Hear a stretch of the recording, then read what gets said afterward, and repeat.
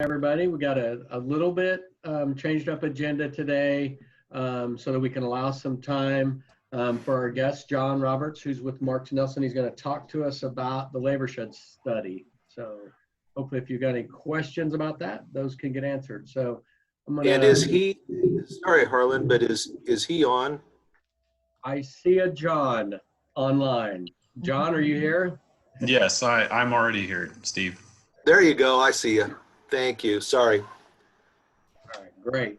Well, we'll just jump right in and go straight to the approval of our July minutes.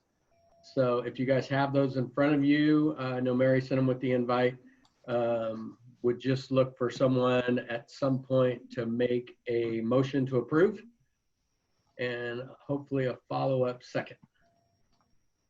Move to approve the minutes. I'll second it. That was Josh and who?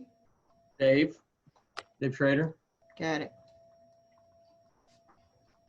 Okay, all in favor. How can we do this? Everybody's muted and a lot of you don't have video on. I'm going to do this a little unorthodox. If you don't want to approve the minutes, please unmute yourself and say no.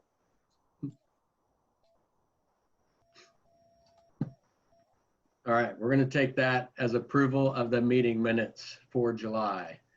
Jeremy, are you on to present the financials? No, I'm going to do them for him. Oh, okay, great. Well, you have the floor, Mary. All right. So if you will look at the statement of revenue and expenses, not a whole lot. We got $2,500 from Country Club Bank for our private sector funding. We received $5,250 from the Port Authority for the labor shed study as their portion that they agreed on. We have some golf tournament expense income in there. McCowan Gordon did their excuse me, did their sponsorship. August we have a couple more coming in that have come in. On the expense side, we have our insurance to Riley & Sons Insurance for $2,278. We've got Candid, part of our marketing plan, $2,500 to them. And then we've got some miscellaneous office supply stuff in there.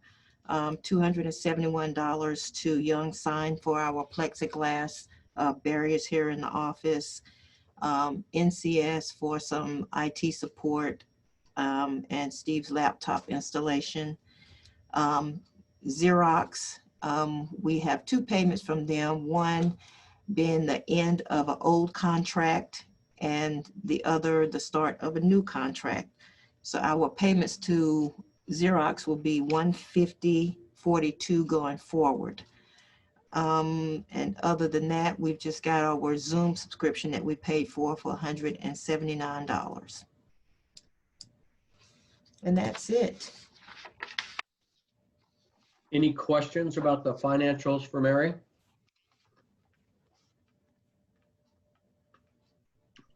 All right, I'd ask for a motion to approve and a second.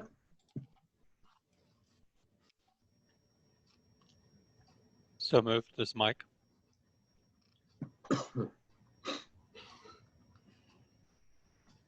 We have a motion. Do we have a second? This is Dan, second. All right, I have a second from Dan. I'll ask for approval in the same manner. If you do not approve of the financials, please unmute yourself and say no.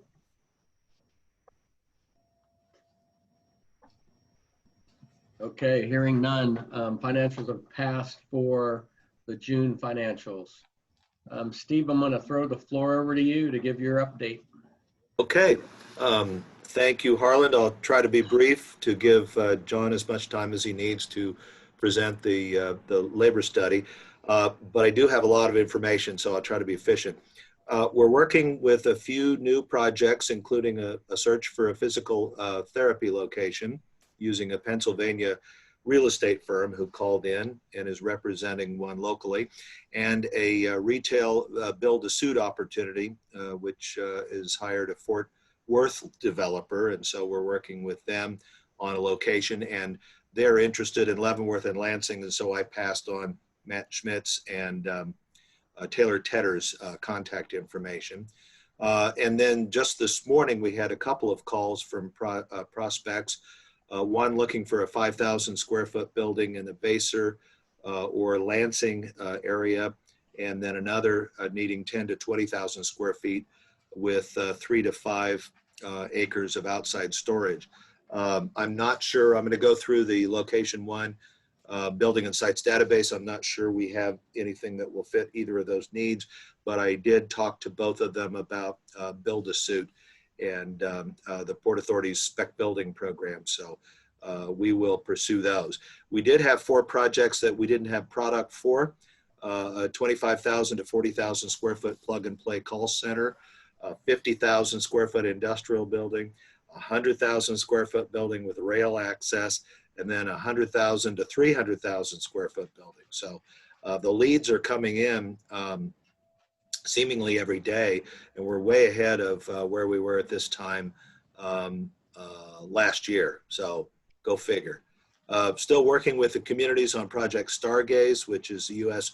Space Command headquarters, and we're preparing a development agreement for Roverwood Ranch project in Gary Carlson. As of today, the LCDC golf tournament is still scheduled for September 16th. We have 8 teams who've signed up. We have a couple of sponsors. So let us know whether you're interested. We'd like to see a few more, but I suppose we could even move forward with the teams that we have. We'll hopefully make a final decision whether to move forward sometime in the next week. There are a lot of golfers every day at Falcon Lakes, but there have been several tournaments canceled in just the last few weeks and days. We did receive information on the SBA PPP loans in Leavenworth County to date. There have been 577 loans totaling $18 million and 3,092 jobs retained.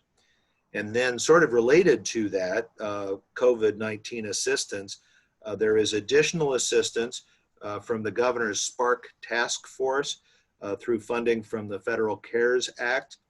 And the most interesting to the business community are the small business working capital grants.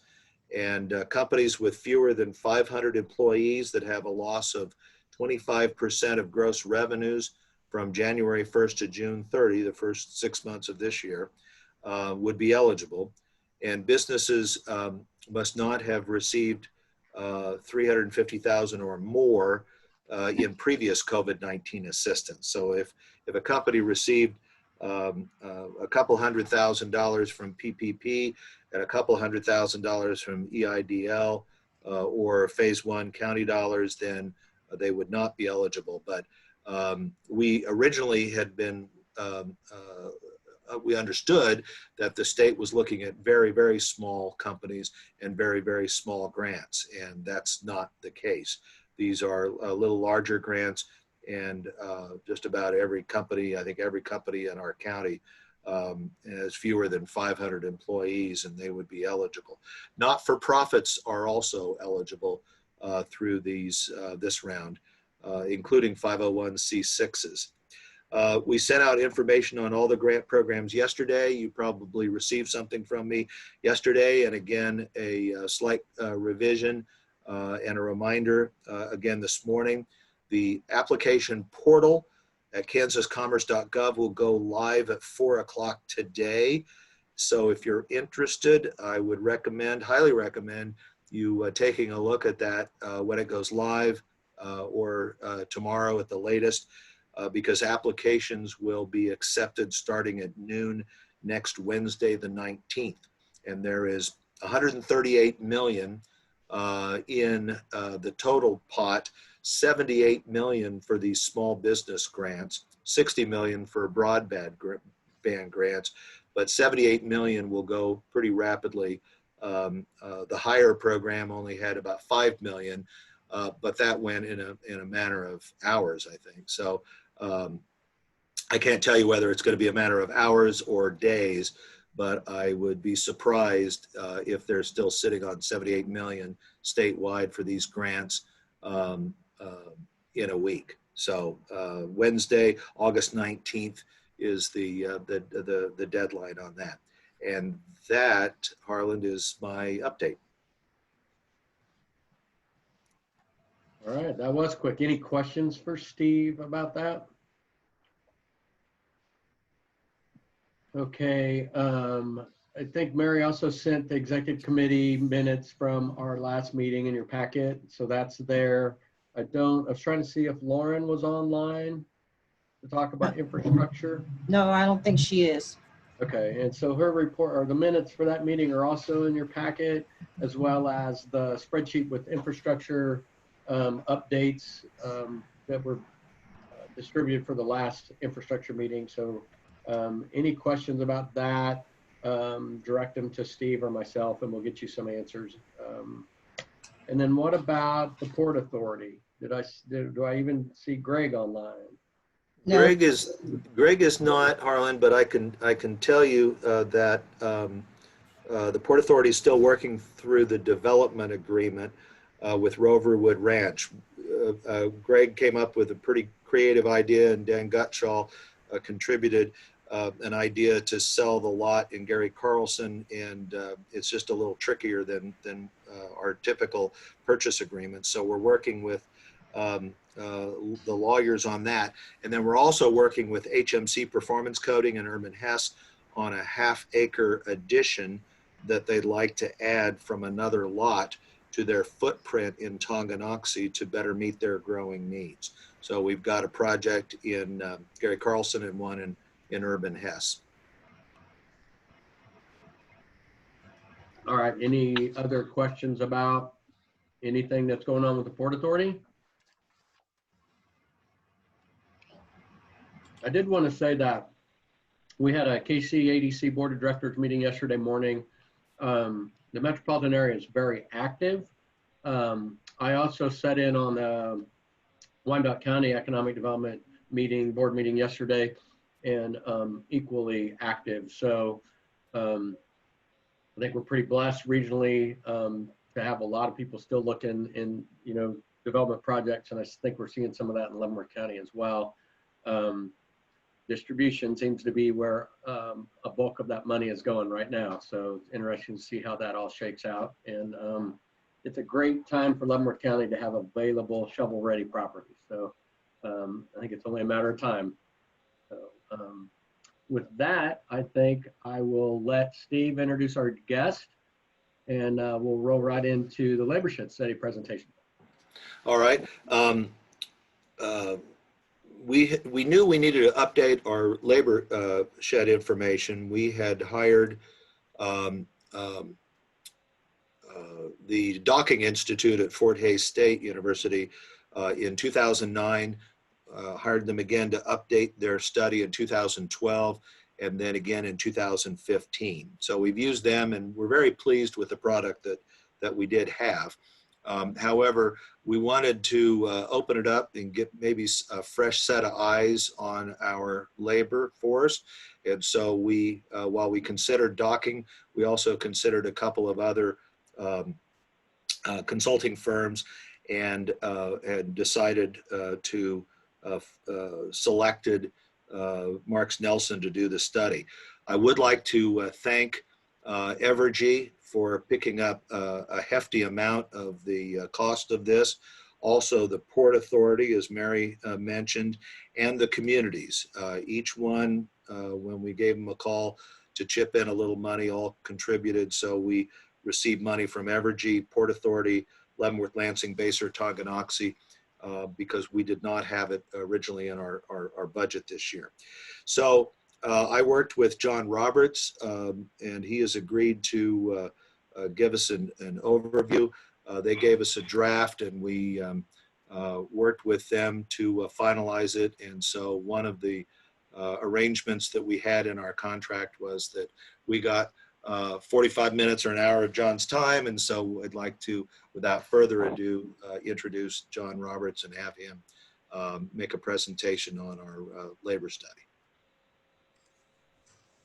All right, thanks for that that introduction, Steve. Really quick, I'm going to try to share my screen. I've got a quick presentation to go over for, let's see, try to get this working. Just a really quick presentation to go over. I want to leave some time at the end for questions. So, you know, as Steve noted, Leavenworth County was kind of looking for an update on their labor shed study. Previously, you've gone with Docking Institute. I've seen their studies. They do a good job. They're based on phone surveys, and they get a lot of really good primary data from that. But the one thing that tends to miss is trying to see it from the side that a business or a site selection consultant coming into the community, it doesn't really look at how they would look at labor. So that's the way we tend to approach our labor studies. Just a really quick introduction on the firm. LLC, it's mainly a accounting firm. So it's the Kansas City region's largest locally owned accounting firm. And then it's also the 6th largest accounting firm in Kansas City.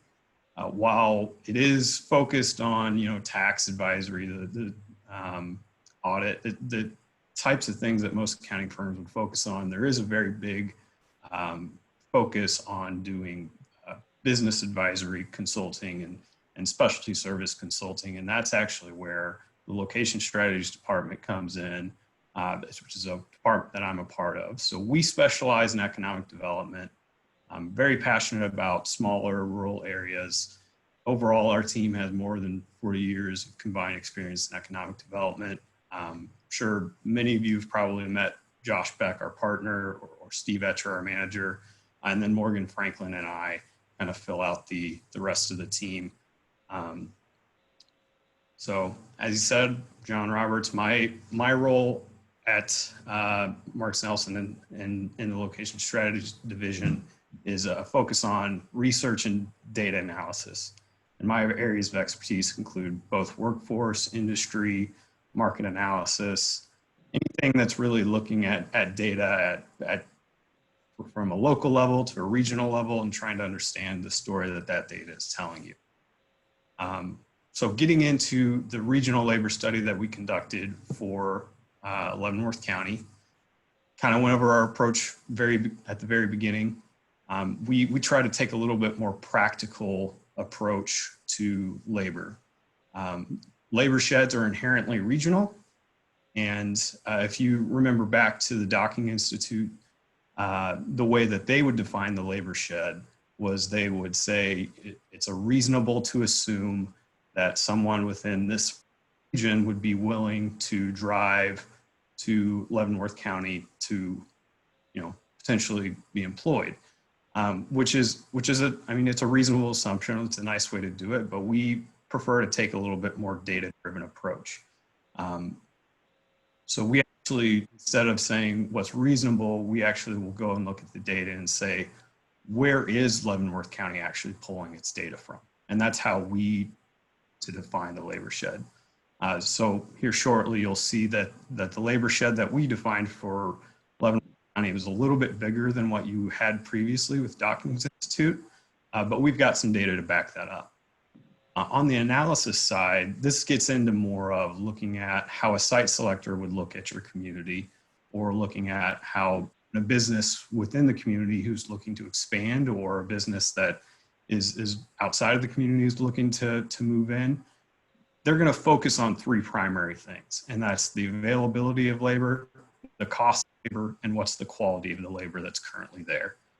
And then an additional thing that we like to do is look at some site-specific labor sheds. So while the county as a region is going to have its own labor shed that it's pulling from, if there are some important areas within the county that you want to look at, those spots are going to have their own kind of labor shed. It's not going to be just the county's labor shed. And typically that's influenced by the wages of the position that's going to be available in that area, And without having that data, we tend to fall back on some industry standards. So I'm sure you've probably seen these, Steve, in RFIs that come in before. Sometimes a site selector will say, give me this data at a 10, 15, 30, 45 drive time radius. So we kind of just paired that back to the three most common that we typically use on our site selection projects, or when we actually have an RFI come in for communities that we work with. These are kind of the most common drive time radiuses that they're looking at. So we'll pull site-specific labor sheds at those drive time radii as well. And you'll see that here in a few minutes. So looking at the Leavenworth County labor shed. So what we did here is we went and looked at where is Leavenworth County actually pulling its labor from. So on the right, you'll see an image of what the actual counties are that we included in the labor shed. And on the left, it's just a table showing you how much of Leavenworth County's current employment is being pulled from that county. And the rightmost column is the cumulative share. So we like to look at a labor shed. We like to pull anywhere from the top 80 to 90% of counties that you're actually drawing your labor from. And you'll see here that Leavenworth County pulls about half, a little bit more than half of its labor from within the county, which leaves about 46%, or excuse me, about 44% of its additional labor comes from outside the county. So we used a database called the Longitudinal Employment Household Dynamics database, which tracks workers from where they live to where they work to actually say, these are the top counties that Leavenworth County is actually drawing its labor from. About the top, roughly 90% comes from those counties on the left. So those are the counties that we included in the labor shed. So I believe it's four, 3 or 4 more than what the Dockings Institute included. But we really feel strongly that this data is telling a different story. So that's why you're going to see a little bit larger data labor shed for the county in this study. So from moving on there is when we start looking at those other measures. What's the availability of the labor? What's the quality of the labor? What's the cost of the labor? So getting into availability, we really focus on population. The larger a population has, or the larger population a region has, the more potential labor it has to draw from. So we really focus in on what's the population of the labor shed now? What did it look like in the past? What are some of its growth trajectories? What's it going to look like in the future? So some interesting points about the labor shed that you saw on the previous page there. And you might have seen these, and I saw Steve sent out kind of an email blast about, Leavenworth County has labor. You might have already seen some of these data points here. So the labor shed for Leavenworth County, it's actually really uniquely located that it pulls labor from 3 separate metropolitan areas. It doesn't just pull from the Kansas City metropolitan area. It reaches into the Lawrence MSA, it reaches into the Topeka MSA. Now it's not going to be drawing the bulk of its labor from there, but you are currently drawing labor from those regions. So it isn't unreasonable to say that if you continued up your game, you're going to be able to pull more from that region. So it's just a very unique position that you are all in to be able to pull labor from multiple metropolitan areas like that. Another really interesting point is that the total population of your labor shed is actually larger than the Kansas City metropolitan area on its own by about 80,000 people. So that's also a very strong indicator for you to say that we have a very good population that we can draw from. Your population growth is actually pretty strong, 7% over the last, I believe, 10 years. So that's actually 1% higher than what the nation is growing. And then it's also much higher than what the state of Kansas and the state of Missouri are growing. So that's also a strong indicator of you've got good labor availability, and it's also a good indication that you're going to continue having that strong labor availability. And then looking at similar sized regions, so anything roughly in the Midwest, roughly over 500,000 population, we kind of looked at where you guys stack up on your population growth. And you're growing a little bit faster than the average for those regions, 7% versus 5%. So overall, labor availability in your labor shed is really good. It's going to be something that you can point to when you get projects in there that are asking, I know you're a smaller, relatively smaller county in this larger metropolitan region. Why is your labor availability better than, say, some of these other areas in the region that we're looking at?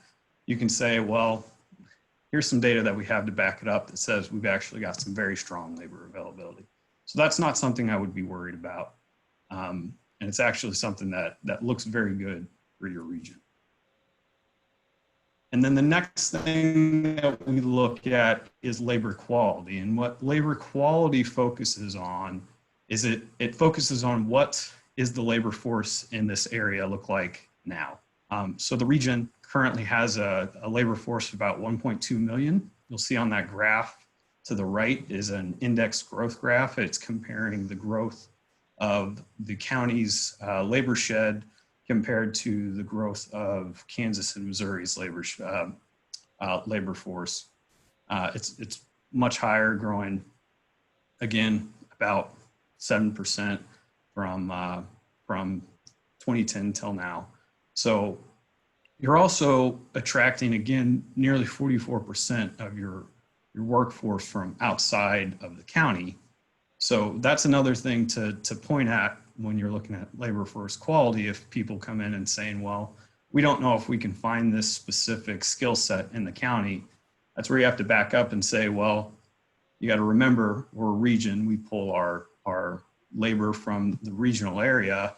We pull about half of that from outside the county. We've actually got a large region that we're pulling talent from.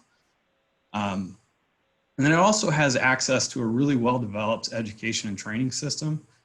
There's a portion in the report, I'm not sure how many of you have seen the report yet, that actually breaks down all of the four-year universities, community colleges, technical training programs.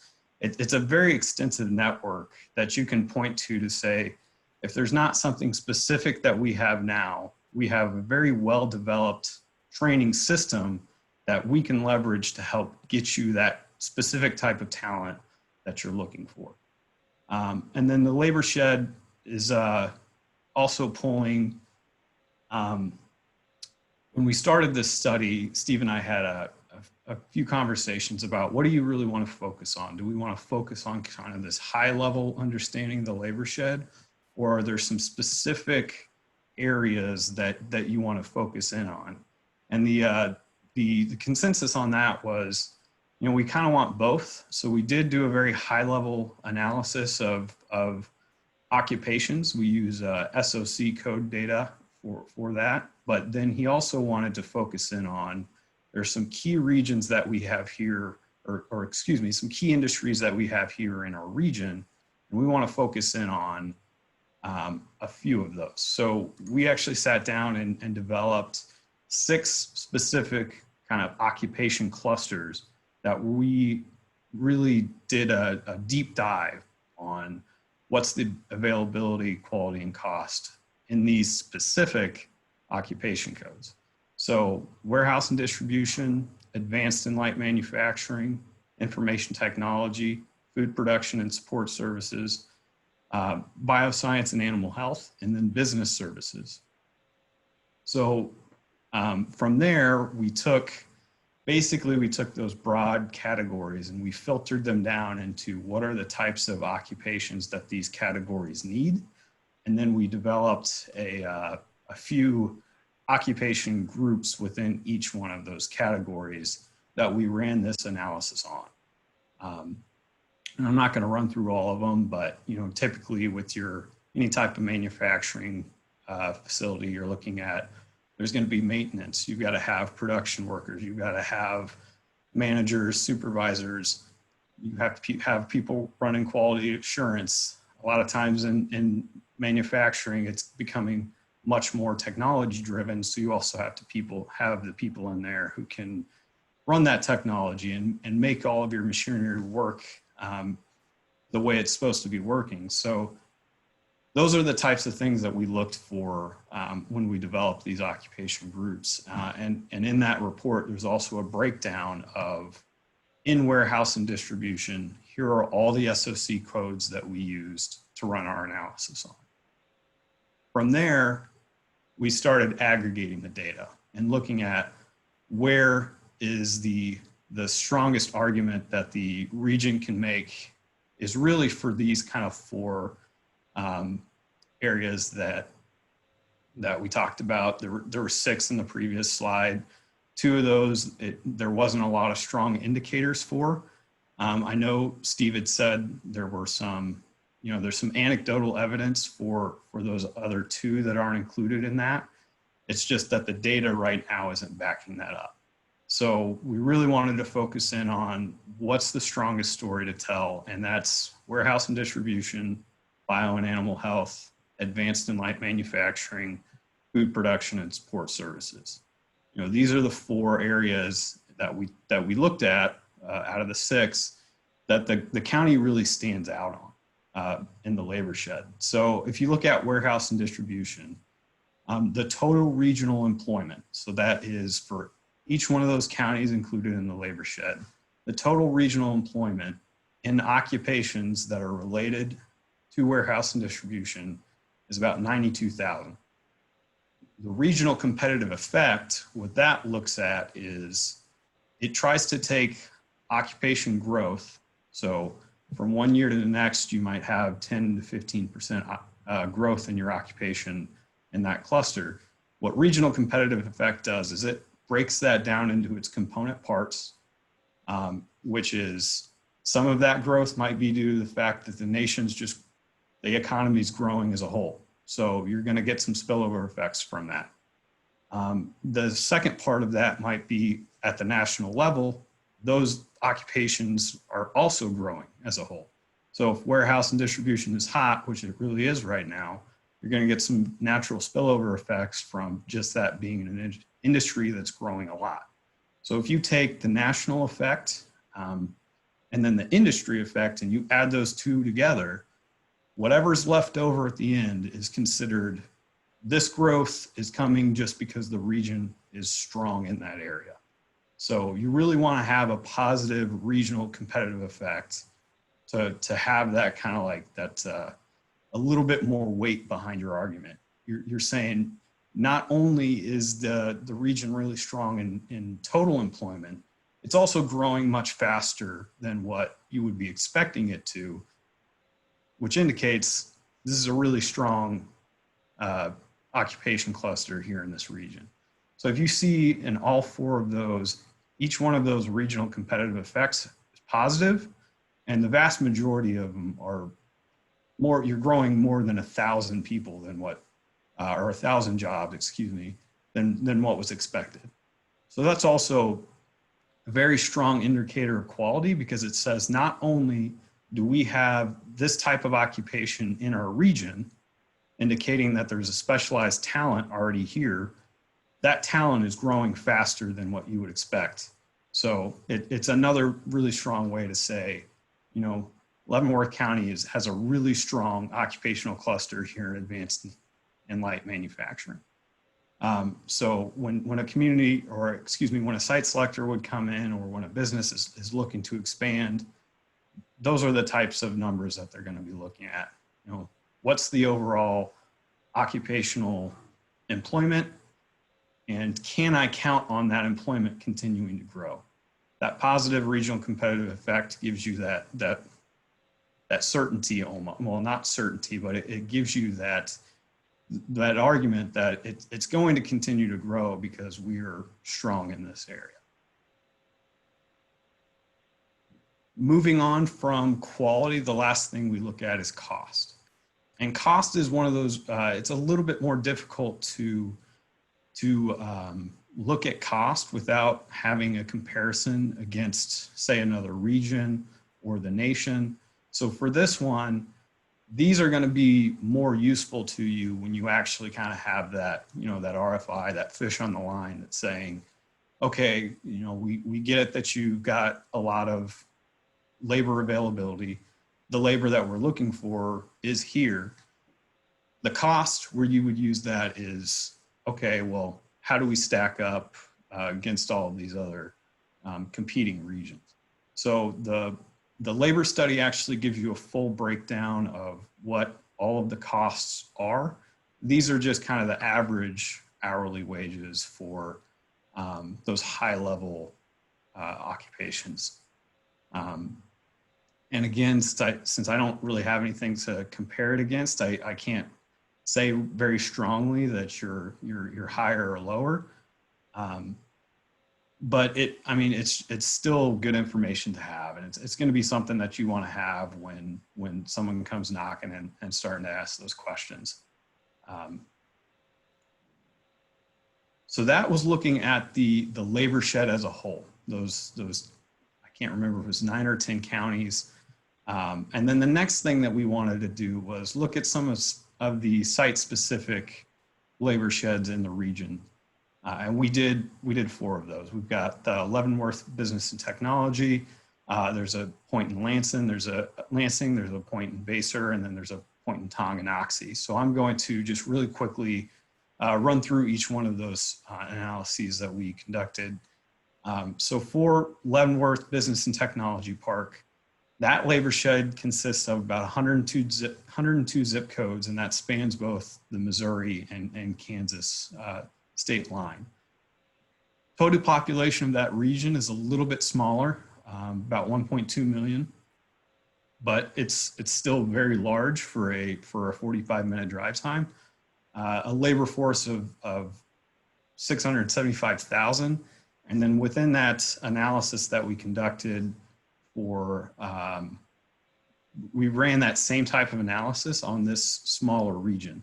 So you've got some strong quality indicators in warehouse and distribution, advanced and light manufacturing, food production support services, bio and animal health, pretty much the exact same thing that came up in your regional labor shed analysis as well.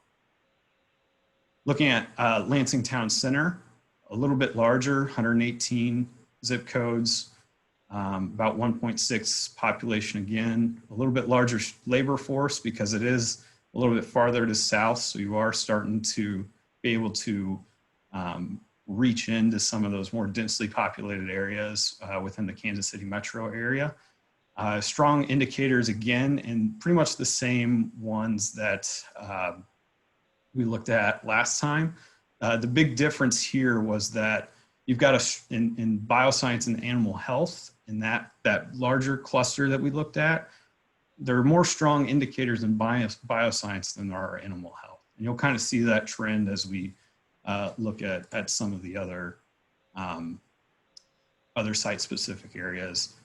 Basur, 130 zip codes, about 1.825 million, nearly a labor force of 100 million. Again, you're a little bit farther south. You're able to reach into those zip codes in the Johnson County area, a little bit more densely populated. So you've got the larger labor force. Oh, sorry about that.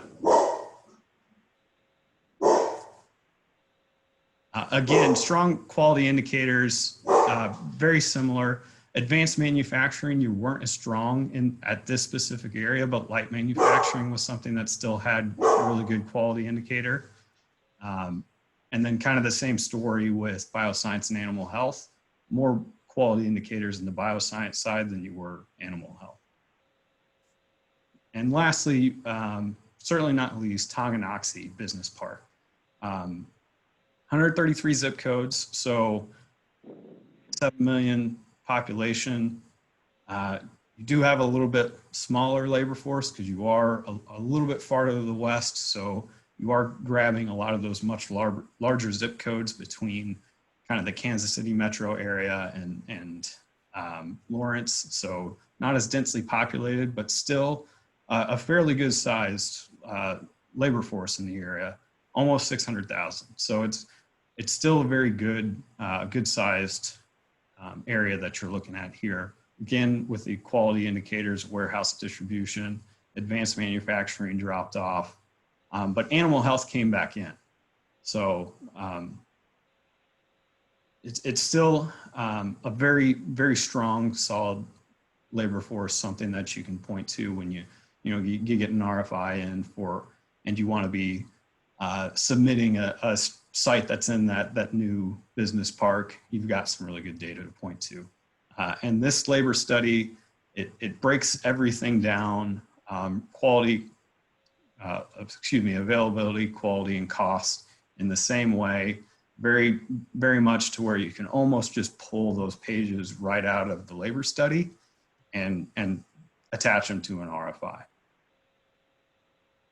So I know that was a lot of information. I tried condensing it down as easily as I could. And I'm sure there are going to be some questions about it. So I wanted to make sure we had some time towards the end. If anybody has any specific questions that I can go over, now's the time. Yeah, so everybody feel free to unmute yourself and ask the question.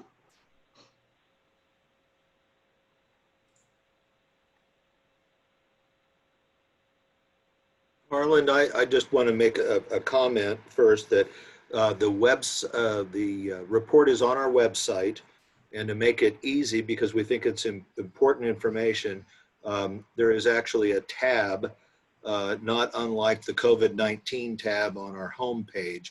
So if you need information, for example, on the state grants, that's on our COVID page, but you can just go to lvcountyed.org and click on that portal. The same thing with the 2020 labor study. It'll get you right to the 100+ page document. So I wanted everybody to know if you didn't. I guess I had the first question would be, we've had a couple of companies, one say a couple hundred employees and another at 30 employees. They've found success in the labor market in terms of quality and competence and numbers, but whether it's a company of 30 or a company of 100 or 300, sometimes a company kind of reaches a ceiling, and it's hard for me to point to this report and say, well, what's the problem? You have all the labor you need, because this is great for selling the county. But what does it indicate when we've got some companies that may have had success getting to 30 or 50 or 100, but have kind of reached a plateau? Any comments on that?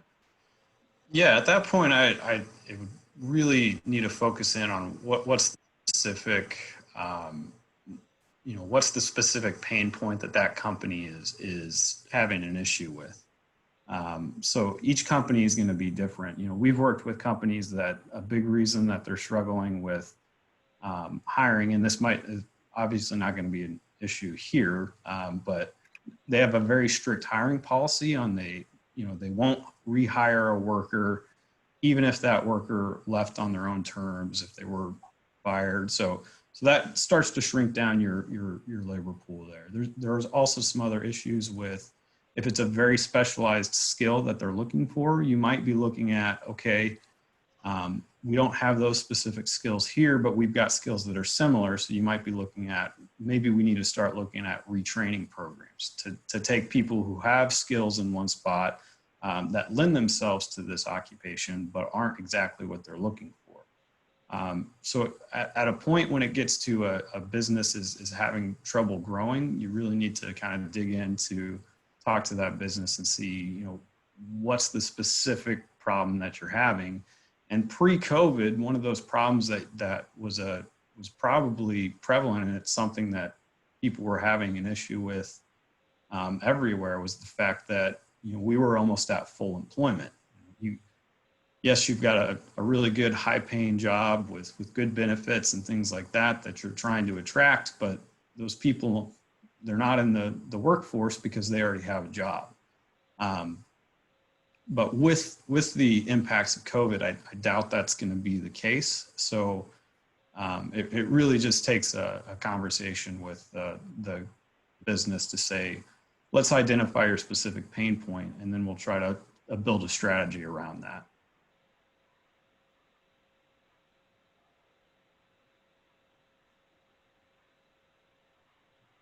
Steve, did you have another one? I always have questions. I had a quick question about wages. The warehouse wages I noticed were $20.56. When Amazon comes to Wyandotte County or Johnson County, we hear that they're paying their workers $13.50 or maybe as high as $15 an hour. These wages are greater than that. So I'm guessing this isn't median, but this is average and would include everybody at a particular facility that might skew some of the production or the line people's wages a little higher, right? Yeah, and it's also looking at it's capturing. So this is the average. It's not just looking at the specific worker classification. So if you get into that document, it'll give you a breakdown of what, say the line workers or the material movers. It'll give you that breakdown, but this also includes all of your shift supervisors, all of your managers, all of the professional staff that go to supporting it. It also includes driver salaries, which tend to be a lot higher than what a warehouse worker would be gaining. So it is the average. It does include a pretty large array of occupations in there.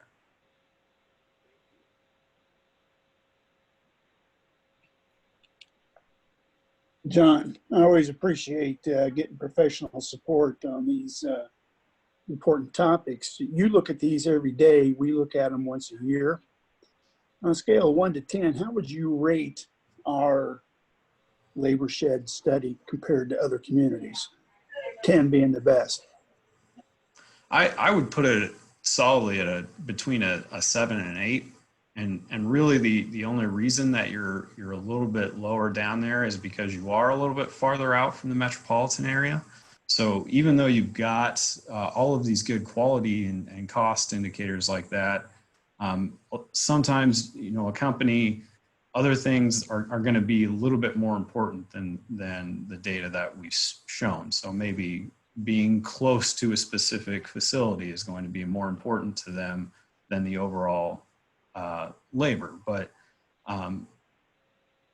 we've done these for like Dallas and Houston and much bigger areas. So you do have to recognize that you are at a slight disadvantage because it is a slightly smaller region. But it's nothing to say we can't compete against other similar sized regions out there. I would put you easily on that again 7 or 8 tier for a similar sized region. Yeah.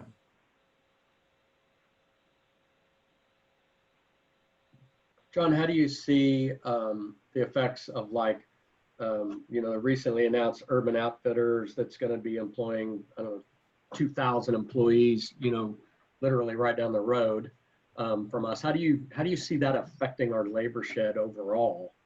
Does it dilute or?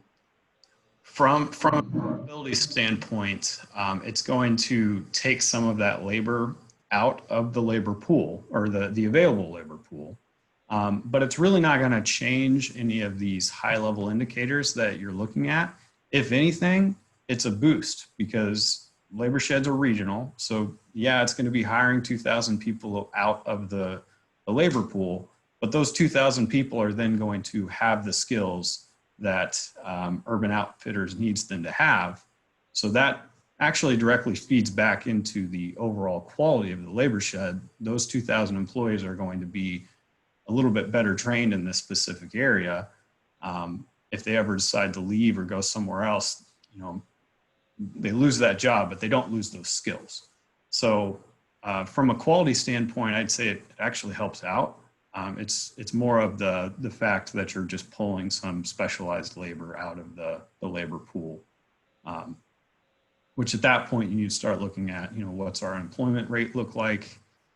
If we start getting into those much tighter, 2, 3, 4% unemployment rates, that's where you start seeing the real issue.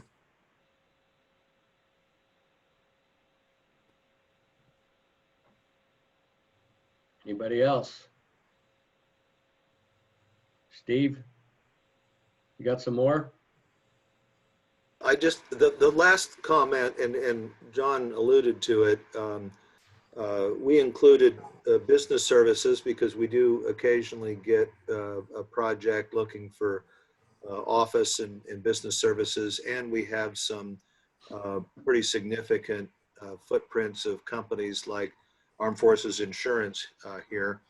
And then obviously the story that we can tell anecdotally of people with IT skills separating from the Army, retiring, mid-40s, people that are developing war games and have a pretty high level of sophistication in information technology. So I was going to ask John if there were any surprises, but I would ask him to maybe flesh out that the issue and then how we address that when I can't turn to this document and say, if you do IT, we've got some qualified workers here. Yeah, it's I would really lean in on that anecdotal evidence, because while I don't have these up on this, I don't have information technology and business services up on this screen.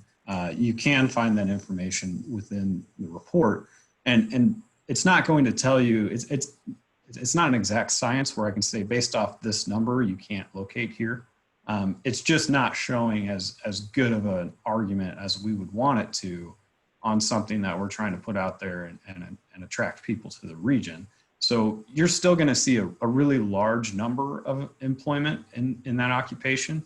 So you can still point to the overall number of employees available and say, we actually have a fairly large number of these occupations in our labor shed that we can pull from. The thing that really made it look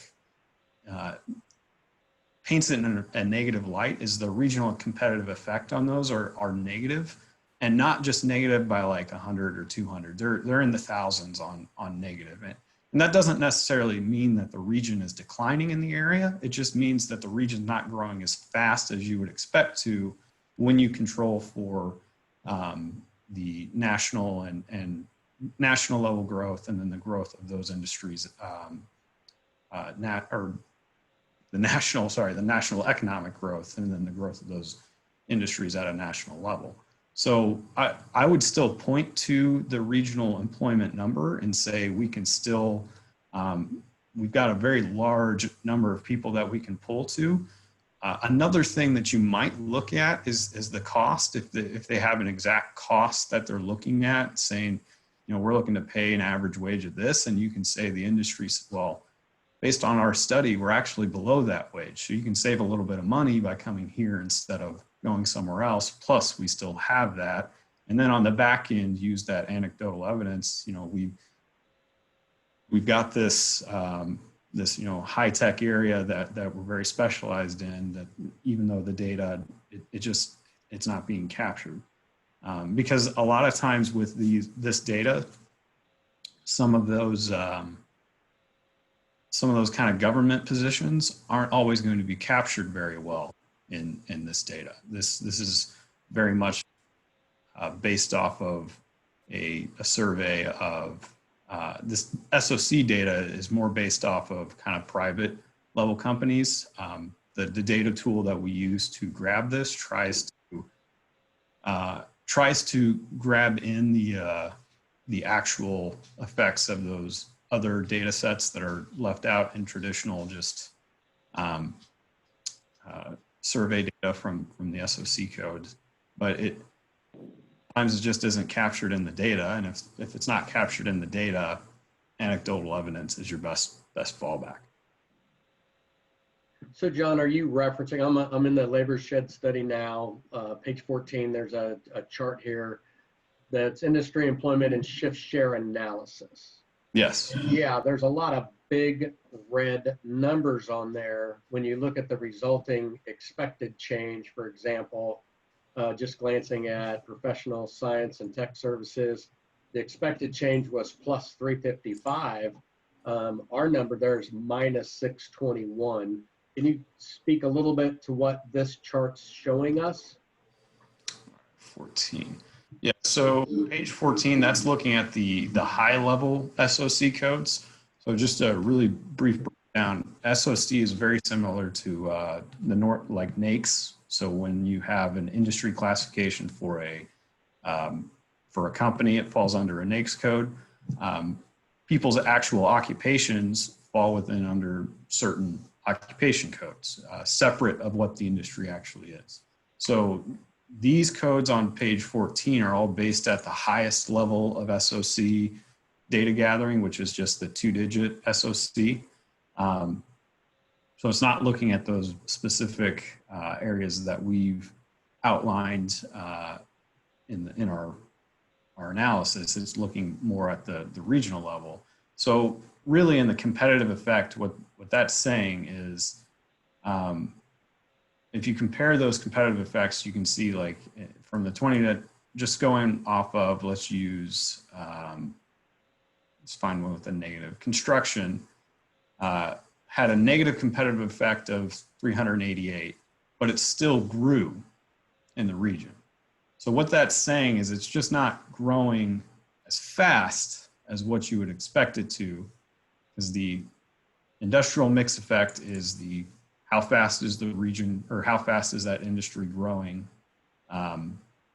nationally. The national growth effect is how fast is it growing, how fast is the economy growing. Put those two numbers together, that's what you would expect expect construction to grow at a rate of 396 jobs per in that 10-year period. But you didn't actually hit that. You only had 1% growth. So you grew by 8 jobs. So it's showing that you're 388 jobs off of what you were expected to.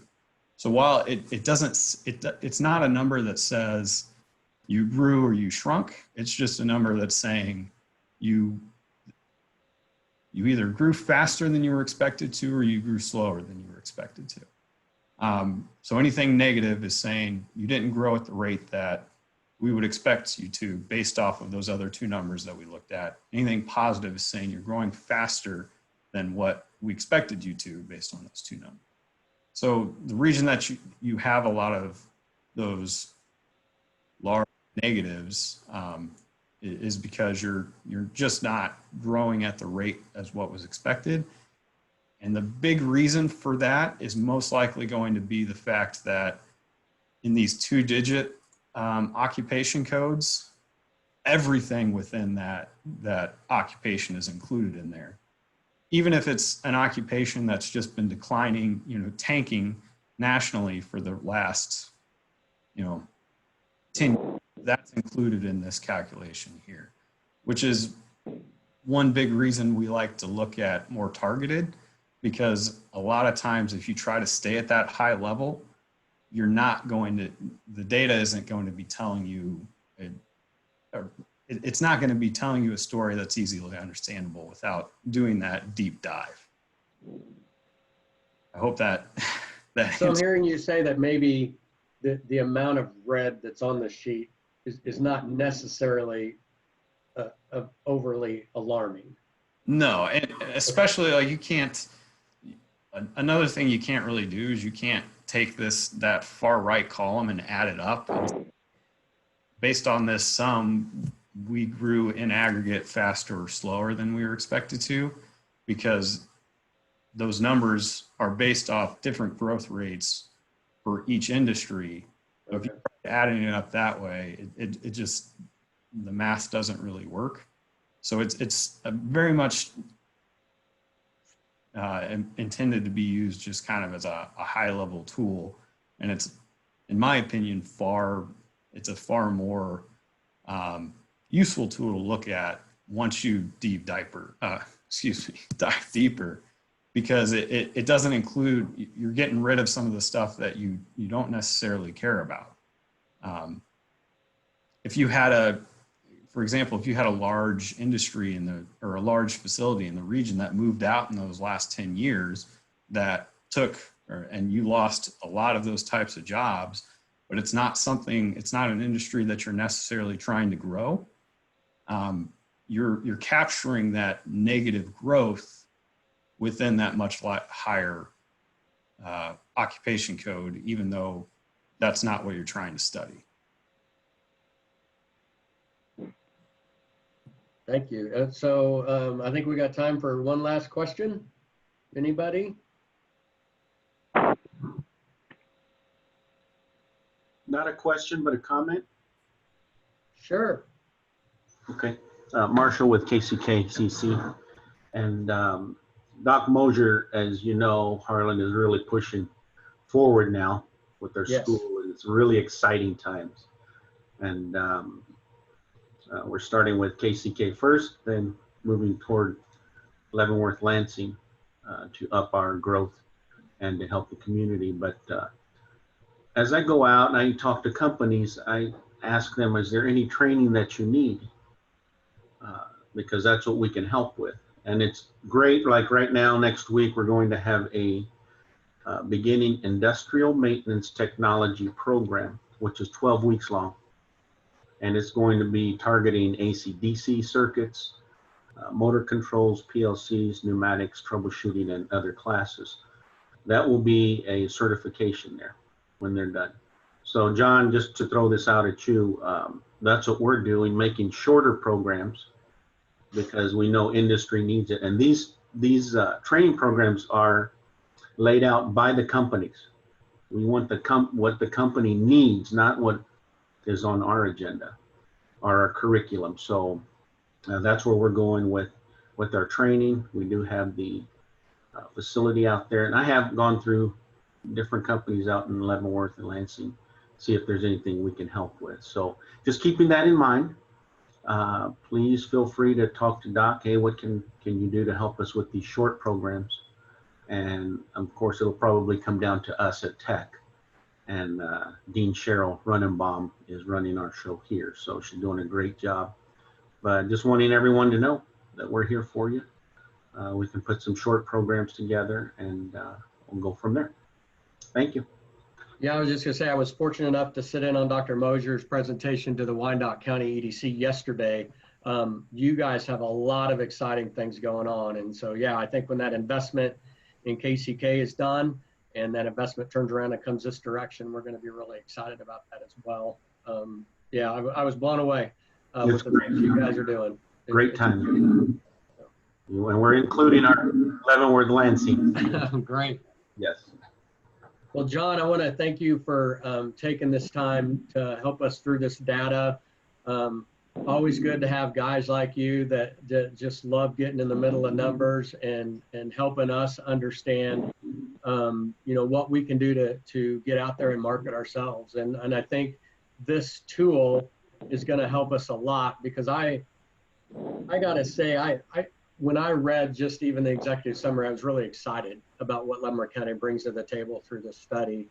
And I think we've all kind of always maybe thought it, but we didn't know for sure. So it's nice to have the data. And I hope that this is a document for us that becomes somewhat living and that we can update it frequently to make sure we understand a lot of things, maybe what we're seeing in trends in the labor force, and not only availability, but also in need. So thank you.